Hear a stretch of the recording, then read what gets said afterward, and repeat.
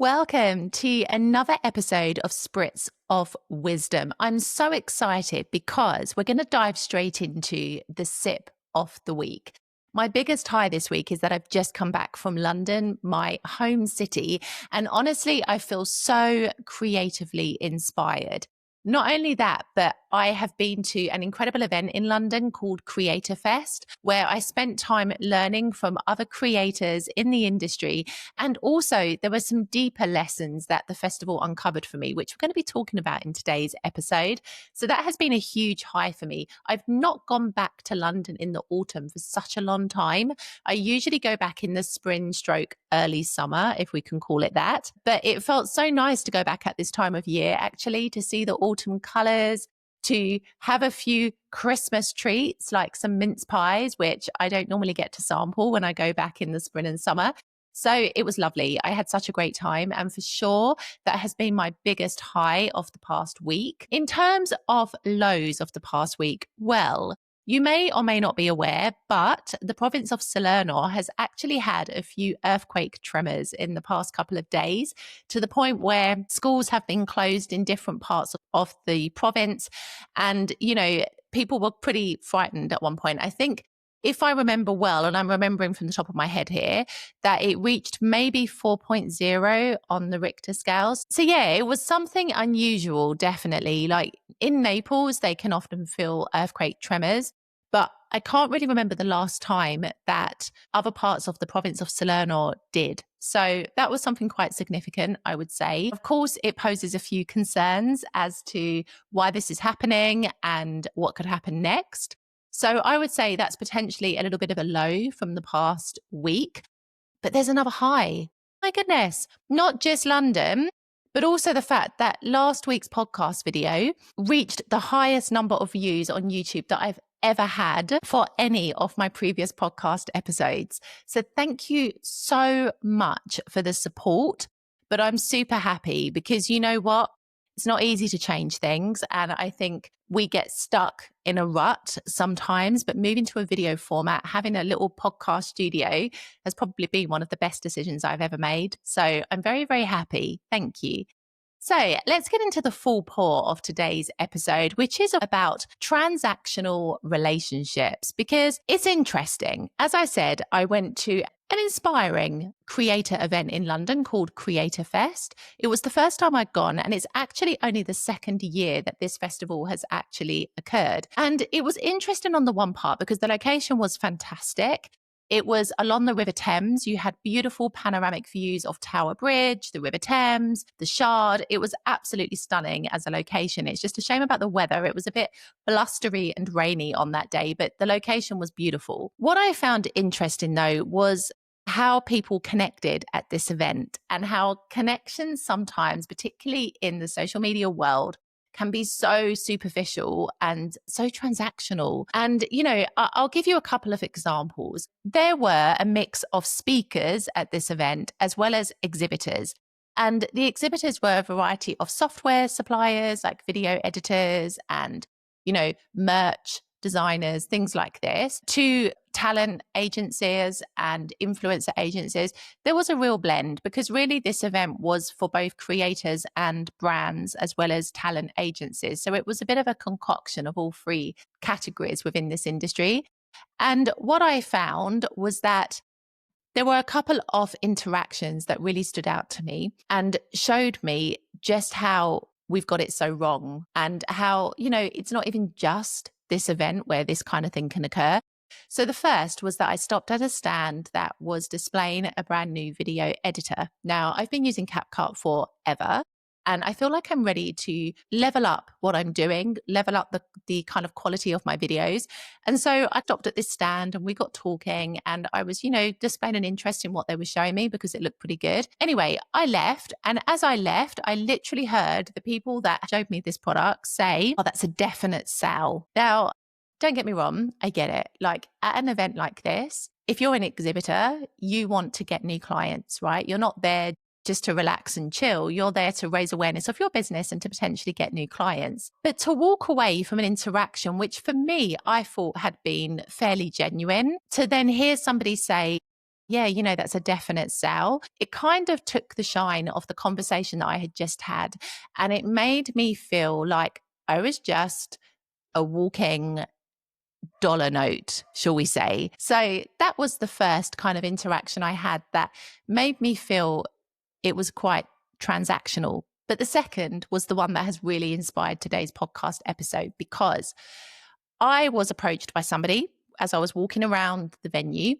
And I can't remember if it was a brand or an agency, because we all had different colored lanyards, and one represented the brand, one represented the agency, but I can't remember which one this man had. But anyway, he approached me and he was like, "Oh, so what do you do? You're a creator. Okay, what do you create?" And so we got talking for a little bit, right? And I mean, just maybe 1 minute, if that. And then he was like, "Oh, can I see your socials?" And so he asked for my YouTube handle. And I told him, and he had a look, and he scrolled down maybe 6 of my most recent videos, and he was like, "Oh, okay, nice, thank you," and walked away. And I have to be honest with you, in that moment, I was like, what the hell? It was like the only thing that mattered were my numbers. Nothing else was of concern to this individual. Not the quality of my content, not the content itself, not any of the value that I bring through my content, but just the numbers. I have to be honest, it's really interesting because in this kind of social media world, numbers do define people. And I find it difficult to believe that we can consider a channel like mine, my YouTube channel with over 12,000 of you who have subscribed, as small.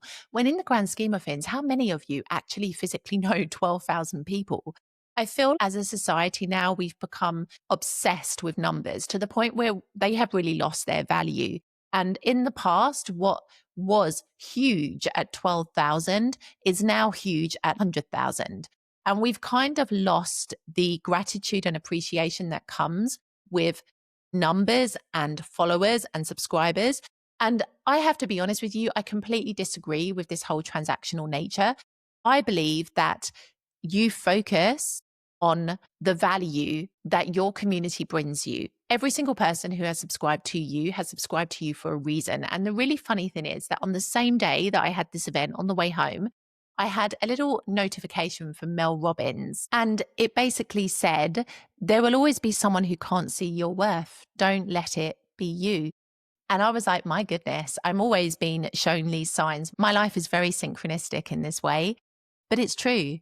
Other people might not consider you to be of value based on your metrics, but you should always consider yourself to be of value, because a person is so much more than their numbers. A person is so much more than their output. A person has so much more value to give. And if other people cannot see it, I promise you it's more their problem than it is your own. Clearly, this individual was after creators with big numbers. And I was like, that was just horribly transactional. And it inspired today's podcast episode, because since when did connections with people feel like this?